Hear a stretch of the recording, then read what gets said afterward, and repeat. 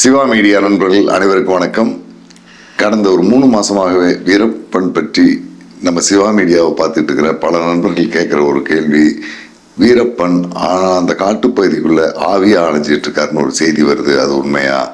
வீரப்பன் அமானுஷ்யமான செயல்பாடுகள் மீது ஈடுபாடு உள்ளவரா? அவருக்கு கடவுள் நம்பிக்கை இருக்கா? அவர் ஆவியா சுத்திட்டு இருக்கிறதா பேசப்படுற செய்தி உண்மையா அப்படிங்கிற மாதிரி பல கேள்விகள். குறிப்பா அந்த அமானுஷ்யமான விஷயங்கள் அந்த காடுகள் ஏதாவது நடக்குதா அப்படிங்கிறத பற்றி நிறைய பேர் தொடர்ந்து கேட்டுகிட்டே இருக்காங்க. இதுக்கெல்லாம் மூல காரணம் என்ன பார்த்தீங்கன்னா, பால் சுயம்பு அப்படிங்கிற ஒரு யூடியூப் சேனல்ல அதனுடைய நெறியாளர் மிஸ்டிக்ஸ் ஜானி அப்படிங்கிற ஒருத்தருடைய நேர்காணல் எடுத்து ஒளிபரப்பியிருப்பாரு. இவங்க 2 பேருமே அந்த பகுதியில் இருக்கிற மக்களையும், வீரப்பன் மீது ஈடுபாடு அல்லது வீரப்பன் மீது பற்று கொண்டிருக்கிற மக்களையும் ஒரு குழப்பவாதியை மாற்றுவதற்கான அந்த வேலைகளை செஞ்சுருப்பாங்க. வீரப்பன் ஆவி அலைஞ்சிட்டு இருக்காரு, அதுவும் அவருடைய அந்த காட்டுப்பகுதிங்கிறது சத்தியமங்கலம் காட்டை மையமாக வச்சு அங்கிருந்து ஒகேனக்கல் வரை இருக்கிற எல்லா காட்டுப்பகுதியிலையும் அவர் ஆவி அலைஞ்சிட்டு இருக்காரு, புதையலை காவல் காத்துக்கிட்டு இருக்காரு. குறிப்பாக சத்தியமங்கலம் சாமராஜ் நகர் தேசிய நெடுஞ்சாலையில் போகிற லாரிகள்லாம் விபத்துக்குள்ளாகுது. முரட்டு மீசையோடு சுருட்டு பிடிச்சிக்கிட்டு ஒருத்தர் வர்றாரு, துப்பாக்கியோடு வர்றாரு, துப்பாக்கி அந்த லாக் ரிலீஸ் பண்ணுற சத்தம்லாம் கேட்குது அப்படிங்கிற மாதிரி அளவுக்கு அதிகமான கட்டுக்கதைகளை அளந்து விட்டுருப்பாங்க. ஒருவேளை நான் அந்த பகுதியில் போகிறேன், பல நண்பர்களை பார்க்குறேன், அப்படி அவங்களுக்கு எல்லாமே தெரியாமல் இந்த செய்தி ஒருவேளை நடந்திருக்குமா?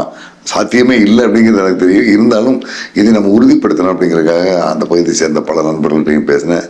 அந்த மாதிரியான எந்த செய்தியும் கிடையாது. இன்னும் சொல்ல போனால் இவர் சொல்லியிருக்கிற எல்லா தரவுகளையும் நான் ஒப்பீடு பண்ணி பார்த்தேன். அனைத்துமே கட்டுக்கதை, முழுக்க போய். இன்னும் சொல்ல போனீங்கன்னா, அந்த யூடியூப் சேனலில் நடத்திட்டு இருக்கிறவர் கிட்டத்தட்ட ஒரு 250 வீடியோ போட்டிருக்காரு. ஒரு வீடியோ கூட 1000 பேருக்கு மேலே பார்க்கல. அந்த அளவுக்கு நம்ப முடியாத செய்திகளை மட்டுமே, அதாவது இப்போ போட்டிருக்காரு, விஜயனுடைய வெற்றியின் ரகசியம் அவர் வச்சிருக்கிற பொட்டில் தான் இருக்கு அப்படின்னு ஒரு வீடியோ போட்டிருக்காரு. இந்த மாதிரி பல நம்ப முடியாத கட்டுக்கதைகளான வீடியோ போட்டிருக்காரு. அது யாருமே பார்க்கல. ஆனால் அதிகமாக கிட்டத்தட்ட ஒரு 1.5 லட்சம் பேர் வீரப்பன் தொடர்பான இந்த வீடியோ தான் பார்த்துருப்பாங்க. வீரப்பன் ஆவியா அலைஞ்சிட்டு இருக்காரு சொன்ன இந்த வீடியோ தான் பார்த்துருக்காங்க. இவர் மட்டுமல்ல, தமிழ்நாட்டில் இருக்கிற பலர் வீரப்பன் பற்றி ஏதாவது பேசுனா அது மக்கள் மத்தியில் அதிகமாக போய் சேருது, மக்கள் அதை நம்புறாங்க, வேகமாக பார்க்குறாங்க. அப்படிங்கிறதுனால வீரப்பனை பற்றி எக்கச்சக்கமான செய்திகளை பேச ஆரம்பிச்சிட்டாங்க. இன்னும் சிலர் வீரப்பனோடு நான் இருந்ததாக, நான் சந்தித்ததாக, வீரப்பன் பற்றி எனக்கு தகவல் அதிகமாக தெரிஞ்சதுன்னு சொல்கிறதே ஒரு பெருமைன்னு நினைக்கிற மாதிரியான ஒரு சூழல் வந்துட்டுது. அந்த வகையில் ஏற்கனவே பல பேர் இதை பற்றி போய் பேசியிருக்காங்க. நான் சொல்லியிருக்கேன். இயக்குனர் செல்வமணி அப்படி தான் ஒரு தவறான தகவலை சொல்லியிருப்பார். கேப்டன் பிரபாகரன் படம் ரிலீஸ் ஆகும்போது, அதாவது மறு ரிலீஸ் ஆகிற நேரத்தில் ஒரு தவறான தகவலை சொல்லியிருப்பார். அதே மாதிரி மருத்துவர் காந்தராஜ், அவர் ரொம்ப மரியாதைக்குரிய ஒரு நபர். அவரும் ஒரு கட்டத்தில் பார்த்தீங்கன்னா, வீரப்பன் குழு நான் அந்த பக்கம் போகும்போது சந்தித்தேன், எனக்கு உணவெல்லாம் கொண்டு வந்து கொடுத்தாங்க, வீரப்பனை பார்க்குறதுக்கு விருப்பமா, எங்கள் தலைவரை பார்க்குறதுக்கு விருப்பமானு கேட்டாங்க, நான் வேணான்னு சொல்லிட்டேன் அப்படிங்கிற மாதிரி சொல்லியிருப்பார். அவர் சொன்னதும் ஒருவேளை அவரை யாராவது அந்த மாதிரி காட்டுக்குள்ளே ஏமாத்திருக்கலாமே தவிர அது வீரப்பன் கும்பலாக இருக்கிறதுக்கு வாய்ப்பு இல்லை. ஏன்னா இவர் சொன்ன காலகட்டத்துக்கு இவர் சொன்ன பகுதியில் வீரப்பன் இல்லை, அந்த பக்கம் அவர் போனதும் கிடையாது. அதே மாதிரி இவர் சொன்ன காலகட்டத்தில் ஈரோடு மாவட்ட ஆட்சியராக சுப்புராஜ் இருந்தார் அப்படின்னு சொல்லுவார். அவர் மாவட்ட ஆட்சியராக இருந்த காலகட்டம் வேற. அந்த காலகட்டத்தில் வீரப்பன் நடமாட்டம் வருது, வீரப்பனுடைய செயல்பாடுங்கிறது அந்த பகுதியிலேயே இல்லை. அந்த மாதிரியான சூழ்நிலை அவரும் தன்னை முன்னிலைப்படுத்திக்கிறதுக்காகவோ ஏதோ ஒரு காரணத்துக்காக சில செய்திகளை இட்டு கட்டி சொல்கிறாங்க. அந்த மாதிரி தான் இந்த செய்தியும், வீரப்பன் ஆவியா அலைஞ்சிட்டு இருக்காரு, அமானுஷ்யமான செயல்பாடுகள் அந்த காடுகளுக்குள் நடக்குது அப்படின்ட்டு அப்படியெல்லாம் எதுவுமே கிடையாது. இன்னும் சொல்ல போனால் அவங்க சொல்லியிருக்கிறது பெரும்பாலானது போய். குறிப்பாக சத்தியமங்கலம் பண்ணாரியம்மன் கோயிலுக்கு பக்கத்தில் காட்டு பண்ணாரி அப்படின்னு ஒரு கோயில் இருக்கும். அந்த கோயிலில் வீரப்பன் செஞ்சு கொடுத்த ஒரு கல் தூண் இருக்குது அப்படின்னு சொல்லியிருப்பாங்க. அதுவும் பொய்யான தகவல். அந்த தூண் இப்போ, அதாவது வீரப்பன் எல்லாம் இறந்து சில ஆண்டுகளுக்கு பிறகு, வீரப்பன் உயிரோடு இருந்த காலகட்டத்தில் அந்த கோயிலுக்கு அந்த பகுதியில் இருக்கிற பழங்குடிகள் மட்டும் நடந்து போயிட்டு வந்துட்டு இருந்தாங்க.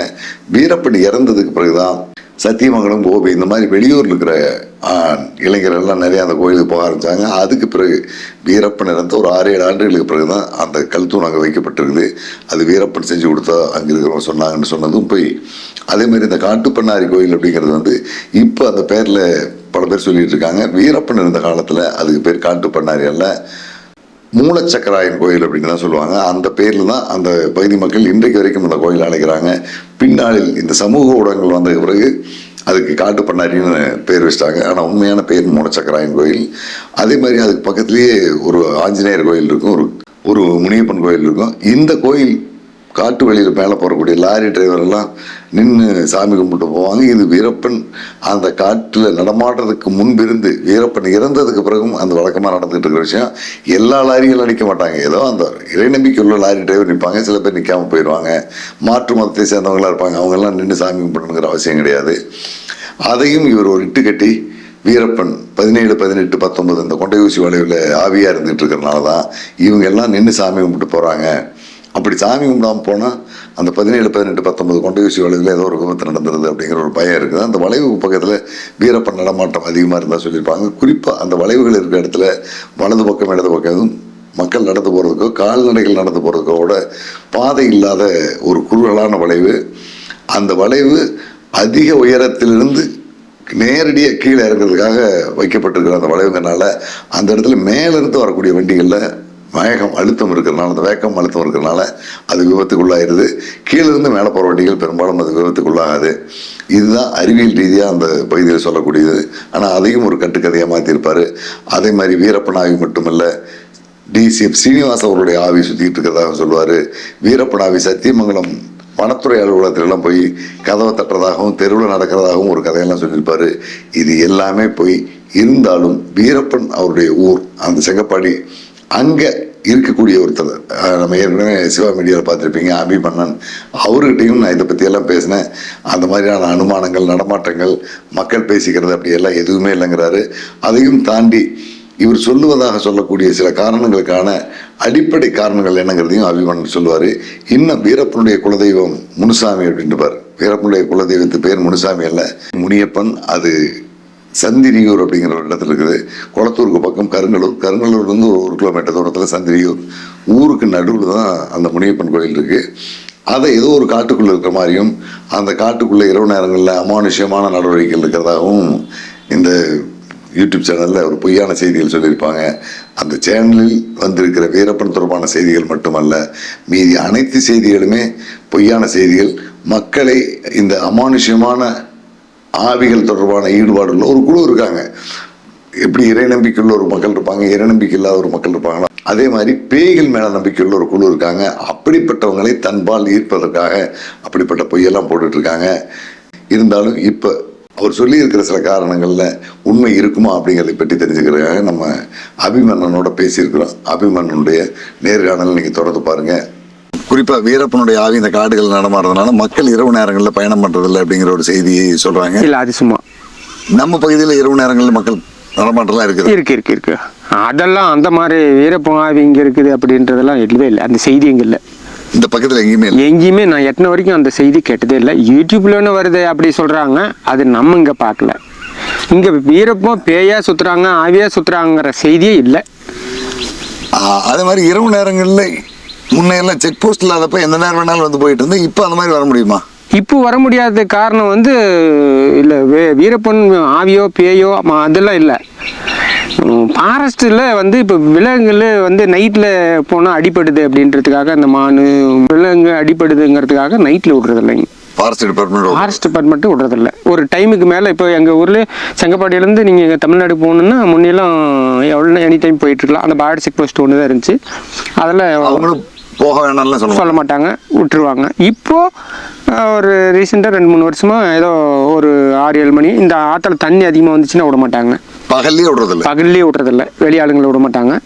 அப்புறம் ஒரு 9-10 மணிக்கு மேலே வெளியாளுங்களை விட மாட்டாங்க. இப்போது அது ஏன்னா வெளியாளுங்களுக்கு இந்த காட்டை பற்றி தெரியாது.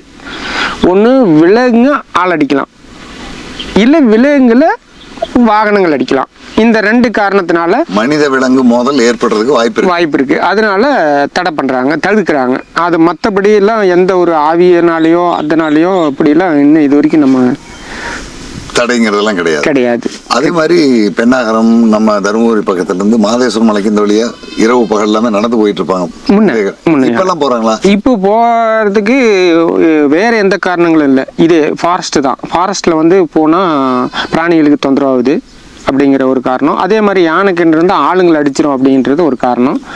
இப்போ வரைக்கும் அந்த பக்கம் கர்நாடகாவில் மேற்குந்து வரவங்க வந்துக்கிட்டு போய்கிட்டு தான் இருந்தாங்க. நைட்டு பகல அந்த நாகமலைன்னு ஒரு சாமி இருக்கு. மாதேசமலையிலிருந்து நாகமலைக்கு ஒரு 10-12 கிலோமீட்டர் 13 கிலோமீட்டர்லாம் கட்ட தெரியல நமக்கு.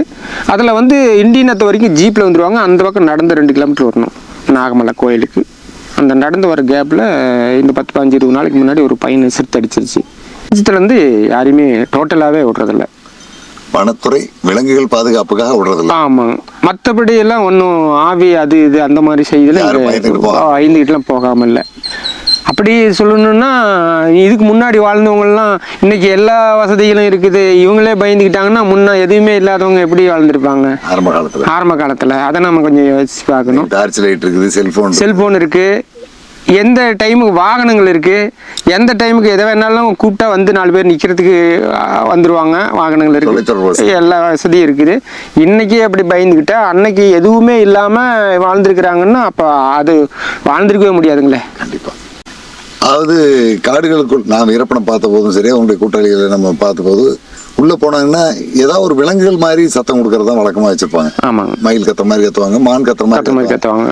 இது அவங்க மட்டும் தான் இந்த சொல்லாடல்களை பயன்படுத்துறாங்களா இல்லை எதுக்காக? இல்லை, இப்பவும் வந்து இப்போ ரீசெண்டாக அந்த இந்த வேட்டை இதுக்கு போகிறதெல்லாம் இல்லை. காட்டுக்குள்ளே பொதுவாக வேட்டைக்கு போகிற எல்லாமே சத்தம் இல்லாமல் போகணும். சரிங்க, சத்தமெல்லாம் போகணும். இந்த வேறு மாதிரி கத்துறது சவுண்டு கொடுக்கறதுலாம் வந்து தப்பிக்கிறதுக்காக. அதே மாதிரி பார்த்தீங்கன்னா 90% இந்த காட்டுக்குள்ளே வேட்டைக்கு போகிறவங்க யாரும் உண்மையான பேரை சொல்லி கூப்பிட மாட்டாங்க. உள்ளே போகும்போது அபி வாங்க அப்படி சொல்ல மாட்டாங்க, வாயா போயா அப்படின்னுவாங்க. எல்லாத்துக்குமே வேற பேர் வச்சுக்குவாங்க, ஷார்ட்டான ஒரு பேர் வச்சுக்குவாங்க, ஒரு அட்டை பேர் வச்சு ஒரு புனைப்பெயர் வச்சு கூப்பிடுவாங்க. அது எதுக்கு? அதுதான் இப்போ திடீர்னு ஒரு ஆபீஸ்கார் வந்தா யாரோ ஒரு ஆச்சரோ ஃபாரஸ்டா போலீஸா யாரோ ஒருத்தர் வராங்கன்னு வச்சுக்காங்களேன், மற்ற எல்லாத்தையும் சேஞ்ச் பண்ணலாம், பேரை மாற்ற முடியாது. உண்மையான பேரை சொல்லிட்டு அங்கே அதனால அது ஒரு கன்ஃபியூஷன் பண்ணுறதுக்காக வேற ஒரு பேரை மாற்றி கூப்பிட்றாங்க. அது அப்படி சின்ன வயசுலேருந்து அப்படி தான் பார்த்துருக்குறேன் நான். இல்லை வேற ரீசன் இருக்குதா என்னமோ அது தெரியாது. நம்மளுக்கு தெரிஞ்ச வரைக்கும் பேரை மாற்றி கூப்பிட்றதுக்கு சவுண்டை மாற்றி பண்ணுறது எல்லாமே மற்ற மனிதனுக்கு தெரியக்கூடாதுன்றது தான் பண்ணுறது. அதே மாதிரி உள்ள மான் மாதிரி கத்துறது, மயில் மாதிரி கத்துறதுலாம் விலங்குகளுக்கு நம்மளை அடையாளம் தெரிஞ்சக்கூடாது. அப்போ நம்ம இந்த மாதிரி கத்திட்டு போகல அது நம்ம இனத்துக்கு சேர்ந்தது ஒன்று கத்துது அப்படின்னு கூட வர்றதுக்கான வாய்ப்பும் உண்டு. அது நம்மளை கவனிக்காமல் அது பாட்டுக்கு தன் மேய்ஞ்சிட்டு இருக்கிறதுக்கான வாய்ப்பும் உண்டு. இப்படி தான் அதுக்காகத்தான் அதை பண்ணுறாங்க. வேற காரணம் இறப்பனுக்கு மட்டும் இல்லை, எல்லாருமே வேட்டைக்காரர் அன்னைக்கு நேரத்தில் அப்படிதான் இருந்தாங்க. எல்லாருமே கூட ஆடு மாடு மேய்க்க போறவங்க நார்மலா பேர் விட்டே கூப்பிட்டுக்குவாங்க. அவங்க அதெல்லாம் கரெக்டா பேர் விட்டே கூப்பிட்டுக்குவாங்க. வேணா தமாசா 1000 பேசிக்குவாங்க, பேராவே கூப்பிட்டுக்குவாங்க. இவங்களுக்கு மனிதன் இருக்கான்னு தெரியணும். ஆமாங்க, அதனால பேர் சத்தம் போடுவாங்க. இப்போ நீங்க என்னை தேடி வரீங்கன்னு வச்சுக்காங்க, நான் என்னை கண்டுபிடிக்கணும் அப்படிங்கிறதுக்காக நம்ம பேசுன வச்சு குரலை வச்சு கண்டுக்குவீங்க நீங்க. ஆமா ஆச்சுங்களா? என் கூட யாரா இருக்காங்க நீங்க கண்டுபிடிக்க கூடாதுங்கிறதுக்காக நான் பேர் சொல்லாம இருந்தாதான் அவங்கள காப்பாற்ற முடியும். பேரை சொல்லி கூப்பிட்டுனா அபி நீங்களே சொன்னீங்களா அந்த ஆள் தானே அப்படின்ற ஒரு செய்தி எடுக்கிறதுக்கு சௌரியமாக போயிடலைங்களா? அதுக்கு தான் அந்த அலங்காட்டில் வந்து ஃபாரஸ்ட்கார் யாரோ ஒருத்தர் வந்தால் கண்டுபிடிச்சிடக்கூடாதுங்கிறதுக்காக பேரை மாற்றி கூப்பிட்றது. அப்புறம் மேக்ஸிமம் வந்து வாயா போயான்னு அண்ணன் தம்பி இருந்தாலும் வாடா போடா மச்சான் அப்படி பேசுவாங்க, பேர் சொல்லிக்க மாட்டாங்க. இது இன்றளவும் இருக்குது இன்னைக்கும்னா. இப்போ இல்லை, அலங்காட்டில் மூங்கல் வெட்ட போவாங்க. மூங்கல் வெட்ட போனால் கூட அந்த மாதிரி தான் பேரை சொல்லி கூப்பிட்டுக்க மாட்டாங்க. ஒரு இப்போ கூட கோயில் விசேஷத்துக்கு அதுக்கு கேட்டு பர்மிஷன் வாங்கிட்டு கூட ஒரு காலகட்டத்தில் கோயிலுக்கு ஒரு பொதுவில் செய்கிறாங்க. மூங்கல் வெட்ட போனால் அது சாங்கி பந்தல் போடுறதுக்கு. அப்பவும் கூட அங்கே போய் பார்த்தீங்கன்னா நீங்கள் உண்மையான பேரை சொல்ல மாட்டாங்க, மாற்றி தான் பேசிக்குவாங்க. இது கிராம மக்களுடைய வழக்கம். நான் இது வரைக்கும் வீரப்பன் அவர்களை சந்தித்து அந்த காலகட்டத்தில் வரைக்கும் மலை உச்சியில எங்கேயும் தங்கினதில்லை. ஒரு 100 அடி 150 அடி தரைமட்டத்திலேருந்து உயரமாக இருக்கிற இடத்துல தான் நடக்குவாங்க. ஆமாம். ஆனால் சிலர் கற்பனையாக சொல்லக்கூடிய கதைகள் மலை உச்சிலிருந்தாங்க. இந்த பகுதியில் இருக்கிற மலை அப்படிங்கிறது எவ்வளோ உயரம் இருக்குது, எவ்வளோ நேரம் ஏறுற மாதிரி இருக்கும். அந்த மாதிரி மலை உச்சியில் போய் தங்குறதுக்கு சாத்தியம் இருக்குமா? ஹைட்டை வச்சு நான் சொல்ல முடியாதுங்க. ஒரு டைமிங் போகிறத வேணால் சொல்லலாம். இன்றைக்கி நேரத்துக்கு நாங்கள் அந்த மயில் மலை, அந்த மலை, இந்த பஞ்சமலை இதெல்லாம் இப்போ உச்சிக்கு போகணுன்னா இப்போது பஞ்சமலைக்கு போகணுன்னா 1.5 மணி நேரம் எனக்கு தேவைப்படும். உங்களுக்கு? எனக்கு வெளியாளுன்னா என்ன கூடுதலாக கட்டாயம் ஒரு 3 மணி நேரம் தேவைப்படும். மயில்மலைக்கு நான் போகிறதுனா 2-2.5 மணி நேரம் தேவைப்படும். ஆமாம், எனக்கு வெளியாளுங்களுக்கு 5-6 மணி நேரம் ஆகும். ஏன்னா செங்குத்தாக இருக்கும். இந்த மாதிரி மலையிலாம் யாரும் போய் தங்க மாட்டாங்க. அவங்களும் அது தங்குறாங்கன்னா இப்போ மாடு மேய்க்கிறவங்க அங்கேயே பட்டி போட்டு தங்குறாங்க. தொடர்ந்து அங்கேயே தங்கி மாடு அங்கேயே கிணறு இருக்குது, ஏரி இருக்குது, அதெல்லாம் அங்கேயே தங்கிட்டு அங்கேயே சாலைகளை போட்டுட்டு இப்போ இல்லை, இதெல்லாம் ஒரு 30 வருஷம் முன்னாடி நான் சொல்கிறது இருந்தாங்க. வீரப்பணம் அவங்க குழுவை சேர்ந்தவங்கலாம் அந்த மாதிரி மலை அந்த மாதிரி உச்சியில் போய் அவங்க தங்கினா அவங்களுக்கு கஷ்டம் அதிகம் வந்துடுது. தப்பிக்கிறதுக்கான இடம் தெரியாமல் போயிடும். மேல் ஹைட்டில் போய் சமவெளியில் தங்கினா எந்த பக்கம் வராங்கன்னு தெரியாமல் போயிடும். அது ஆபத்து. இப்போ இப்போ போலீஸ்கார் போனால் ஒரு சைடு தான் இப்படி ஏறி போவாங்க. அந்த இதை ஒரு அரை பகுதியில் உட்காந்துக்கிட்டு வாட்ச் பண்ணுவாங்க. சரி, ஏதாவது ஆள் தெரியும். ஆள் உயரம் நடந்து போகிறது தெரிகிற அளவுக்கு ஒரு உயரம் ஒரு 100 அடி 150 அடி அந்த மாதிரி ஹைட்டில் ஒரு 500 அடி 1000 அடி கூட ஹைட்டில் இருந்திருக்கிறாங்க. அங்கே பார்த்தா வந்தால் தெரிகிற மாதிரி இடத்த தேர்வு பண்ணி உட்காடுறாங்க. அந்த இடத்துக்கு போகும்போது வலது இடத்து எந்த பக்கம் வேணாலும் அவங்க எந்த பக்கம் வேணாலும் தப்பிச்சு போயிடுவாங்க. அந்த மாதிரி இடத்த பார்த்து அவங்க உட்காருவாங்க. கட்டாயம் இப்போது இப்படி ஒரு ஓடையாக இருந்து அந்த ஒரு குழியில் போய் உட்கார மாட்டாங்க. இந்த இதுக்கு சிக்காமல் அதுக்கு சிக்காமல் ஒரு நடுத்தட்டில் தான் போய் உட்காருவாங்க. இந்த பக்கம் இந்த ஆள் தெரிஞ்சால் அப்படியே அந்த பக்கம் தாட்டி போயிடலாம், இல்லை அப்படி போயிடலாம், இல்லை கீழே போயிடலாம். இப்படி 3 வழியில் அவங்க போகிறதுக்கான இடம் தேர்வு பண்ணி தான் அவங்க இருப்பாங்க.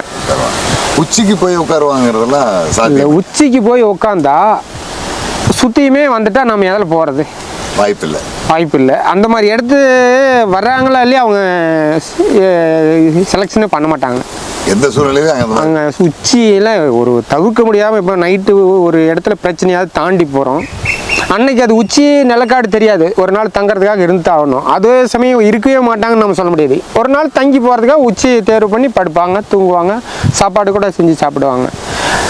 அதே மாதிரி பொருளெல்லாம் கீழே எடுத்து போகிறது சிரமம். அதே மாதிரி உச்சியில் இருந்தது யாரோ ஒரு ஆளுக்கு வெளிச்சம் தெரியும். நைட்டில் அவங்க சாப்பாடு செய்ய முடியாது. அவங்க 2 கட்ட நேரத்தில் தான் செய்ய முடியும். அந்த டைம் மாட்டிக்குவாங்க.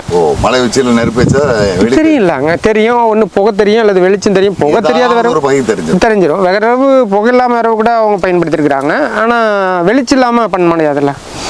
ஒரு இடத்த விட்டு இன்னொரு இடத்துக்கு போகும்போது அந்த வழியாக போயிடும். உச்சியில் போய் தங்கியிருந்து போயிருக்கலாம். இது ஆரம்ப காலகட்டத்தில் போலீஸ் கட்டுப்பிடி இல்லாத அந்த ஆனை வேட்டை மான் வேட்டைன்னு சொல்கிறாங்க பார்த்தீங்களா, அப்போ உச்சியில் கூட தங்கியிருந்து இருக்கலாம். அது நம்ம அப்போ இல்லைன்னு சொல்ல முடியாது. ஒரு குறிப்பிட்ட காலகட்டத்துக்கு மேலே கடிபிடி அதிகமானதுக்கு பிறகு அவங்க உச்சியில் தங்கிறதுக்கான வாய்ப்பே இல்லை.